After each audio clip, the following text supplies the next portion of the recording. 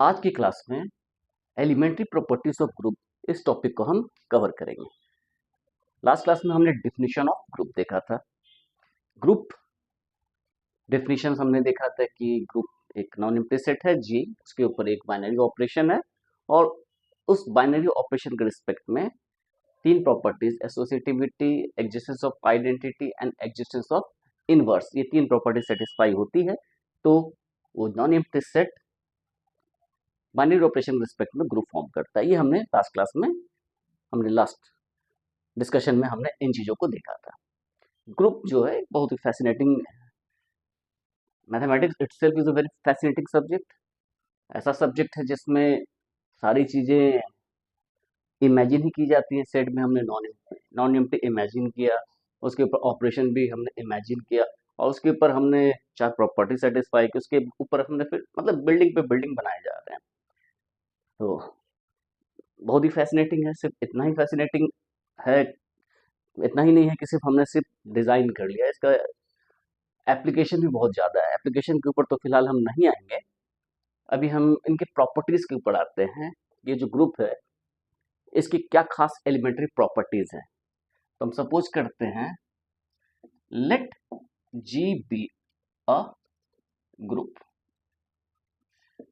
यहाँ पर एक बात नोट करने वाली है, हमने यहाँ पर बाइनरी ऑपरेशन को मेंशन नहीं किया है क्योंकि हम जनरल ग्रुप की बात करते हैं। तो यदि ग्रुप है तो क्वाइट नेचुरल है कि इसके साथ एक ऑपरेशन इन्वॉल्व है जो अंडरस्टूड है। तो हम बार बार जी स्टार इज अ ग्रुप, ये चीजें हम डिस्कशन में नहीं लाएंगे। हम सिंपली लिखेंगे जी बी अ ग्रुप, और जी बी ग्रुप और ए और बी यदि कोई दो एलिमेंट है जी का तो इनको हम ए स्टार बी को हम सिंपली ए बी लिखेंगे। ये हमारा नोमेनक्लेचर होगा आगे के वर्किंग के लिए। हमने माना let ji be a group, ठीक है, जी कोई ग्रुप है। देन कुछ खास प्रॉपर्टी, सबसे पहला आइडेंटिटी एलिमेंट, आइडेंटिटी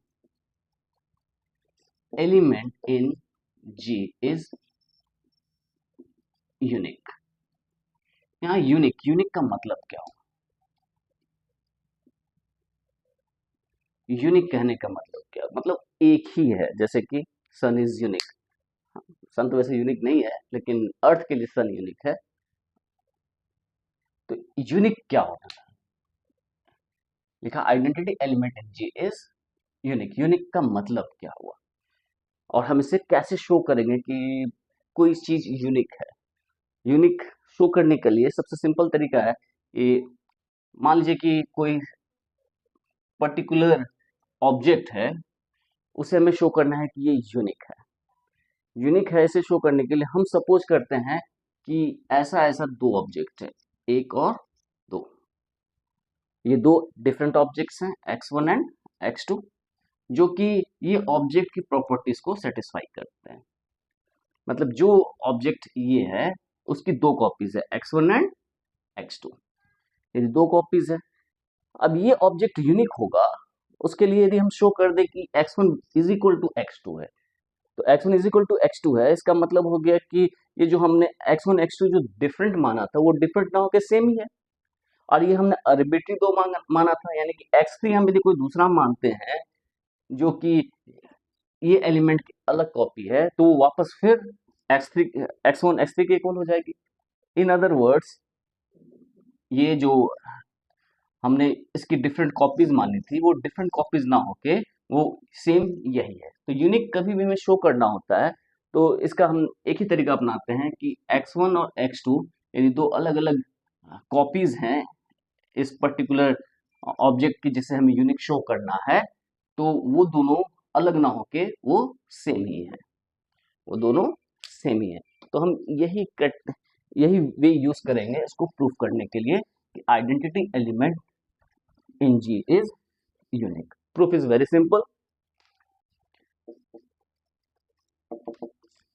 Proof हम मान लेते हैं कि let E dash be two identity element of जी। तो ई और ई डैश दो आइडेंटिटी एलिमेंट है जी के। तो दो चीजें मानी मैंने कि मैंने क्या कहा, ई और ई डैश आइडेंटिटी एलिमेंट है, आइडेंटिटी और एलिमेंट है। तो आइडेंटिटी तो है ही, साथ में एलिमेंट भी है। तो हम जानते हैं by properties, by property of identity element, identity element की प्रॉपर्टी क्या होती है, A identity is equal to identity A is equal to A for all A belongs to G. ये आइडेंटिटी एलिमेंट की प्रॉपर्टी होती है कि ए को आइडेंटिटी के साथ ऑपरेट करे और आइडेंटिटी को ए के साथ ऑपरेट करे तो वापस ए मिले for all A belongs to G. तो यहाँ पर हमने ई और ई डैश दोनों को आइडेंटिटी माना है। तो यदि हम ई को कंसिडर करते हैं आइडेंटिटी के रूप में और ई डैश को एज एन एलिमेंट ऑफ जी, यानी ई डैश को हम रिप्लेस करते, ए को रिप्लेस करते ई डैश से, आइडेंटिटी को ई से। तो पहले हम कंसिडर करते हैं, considering identity is equal to E and A is equal to E dash in 1, तो हमारे पास क्या मिलेगा, we get A की जगह हमने माना E डैश, तो E डैश और आइडेंटिटी दी जाएगा E, तो E dash E is equal to E, E dash is equal to वापस A की वैल्यू क्या हमने मानी है E डैश। ठीक है, again considering identity is equal to E dash. अब सेकंड टाइम ई डैश को हम आइडेंटिटी ट्रीट करते हैं क्योंकि हमने ई और ई डैश दोनों को आइडेंटिटी माना था। तो सेकंड टाइम आइडेंटिटी को ई डैश सपोज किया and A is equal to E in 1, तो हमें क्या मिलेगा, वी गेट, हमें मिलेगा ई डैश, आइडेंटिटी के लिए ई डैश और ए की जगह ई रिप्लेस कर दी, और यहाँ क्या मिलेगा, आइडेंटिटी की जगह ई डैश और ए की जगह ई, तो ए की जगह क्या मिलेगा ई, इसे मानते हैं 2, इसे मानते हैं 3। तो फ्रॉम, अब लिख सकते हैं since E E dash is equal to E E dash, हमने देखा यहाँ पर ई ई डैश और ई ई डैश, तो ई ई डैश तो ई डैश के इक्वल होगा, this implies E E dash को हमने ई डैश से रिप्लेस किया और ई ई डैश को ई से रिप्लेस किया यूजिंग 2 एंड 3, 2 और 3 को यूज करते हैं। तो हमने क्या देखा कि हमने दो आइडेंटिटी सपोज की थी ई एंड ई डैश, लेकिन अल्टीमेटली वो दोनों क्या आ गए, सेम आ गए। हम क्या कर सकते हैं, hence identity element in G is unique. तो ये हमारा प्रूफ हो गया, बहुत ही सिंपल छोटा सा प्रूफ है। अब ये पहली प्रॉपर्टी थी, एलिमेंट्री प्रॉपर्टीज की पहली प्रॉपर्टीज थी, और भी प्रॉपर्टीज हैं। एक प्रॉपर्टी है, प्रॉपर्टी नंबर 2, वो कहता है कि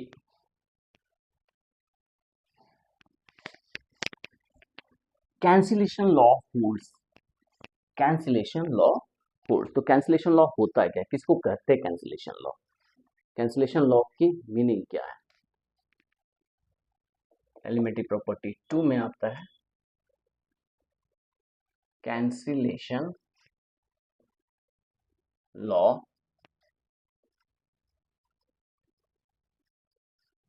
holds in G, that is cancellation law holds in G का मतलब क्या हो गया, ए B, if A B is equal to A C, this implies b is equal to c,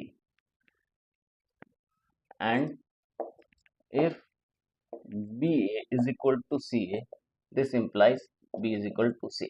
तो हमने देखा a जो है वो b के लेफ्ट में मल्टीप्लाई है और c के भी लेफ्ट में मल्टीप्लाई है, and A B is equal to A C. तो हम यहाँ a को सिंपली हम कैंसिल आउट कर सकते हैं और इसको हम ये इम्प्लाई कर देगा b इज इक्वल टू सी, इसको हम दूसरा टर्म पे करते हैं left cancellation law. Left cancellation law, और इसे बोलते हैं राइट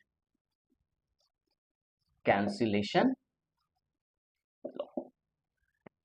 तो इसके प्रूफ को हम देखते हैं कि ये कैसे प्रूफ होगा। प्रूफ बहुत ही आसान है। ग्रुप थ्योरी के साथ यह है कि देखने में जितना कठिन लगता है तो उतना है नहीं। We have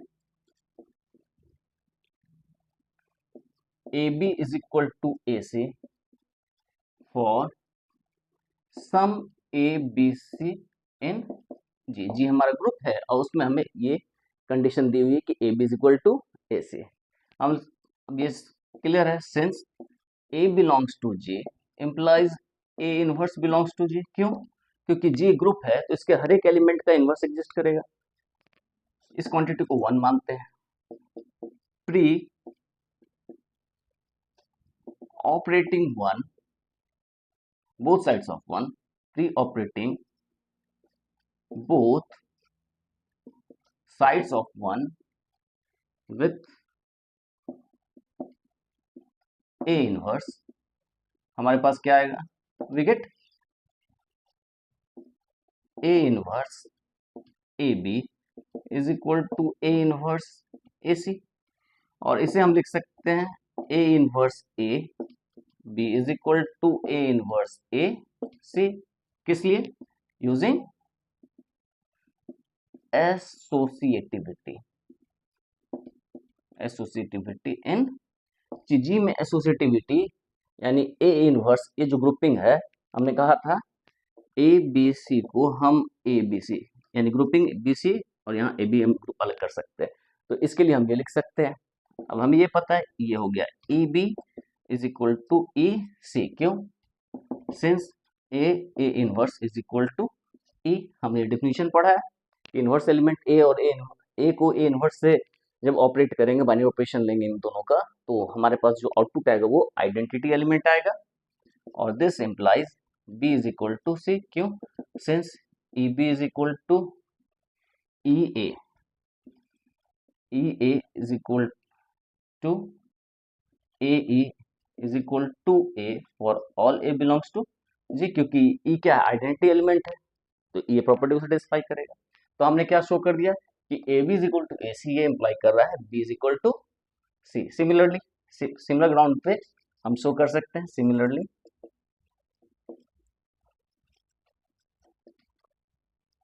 we can show that right cancellation law also hold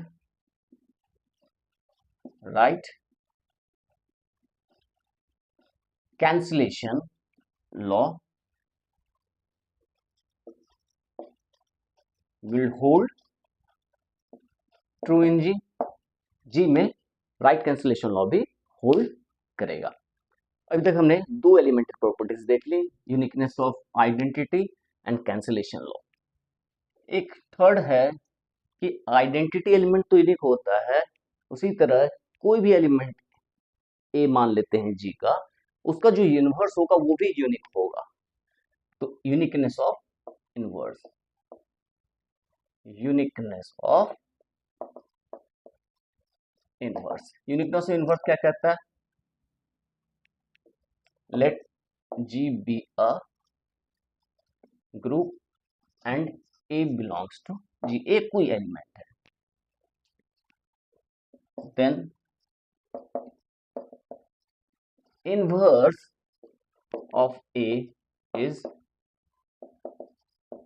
unique in ji. G में इसका जो इनवर्स है वो क्या होगा? यूनिक होगा।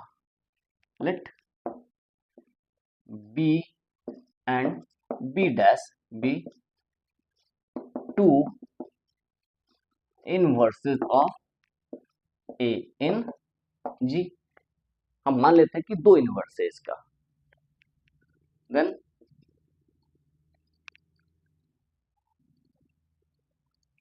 by definition of inverse element we have inverse element का डेफिनेशन क्या कहते हैं कि a B is equal to b is equal to e and A b dash is equal to b dash a is equal to e, where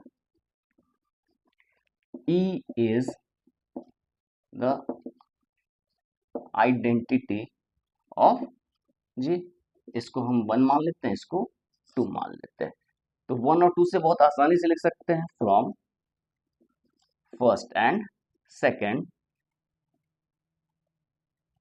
लिख सकते हैं, ऐसे लिखते हैं, सब सिंपली लिखते हैं, सिंस आइडेंटिटी यूनियस तो E is equal to e, this implies a B is equal to a b dash using 1 and 2, और इसको हम क्या लिख सकते हैं, B is equal to b dash by left cancellation law in ji.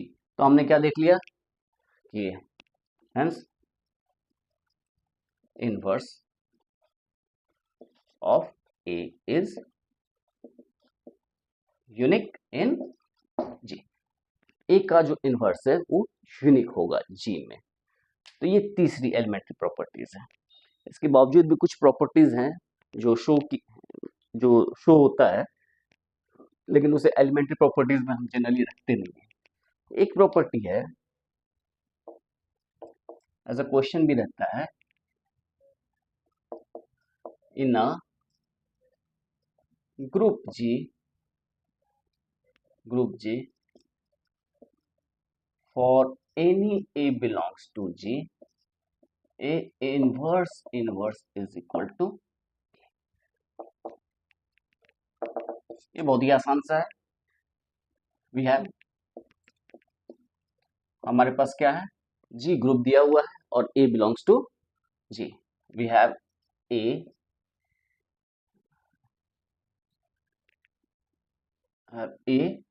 belongs to G। Let B be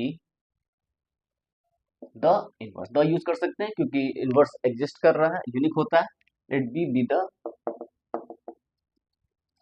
inverse of a in g. Then by definition of inverse element क्या होगा, a B is equal to b a is equal to E,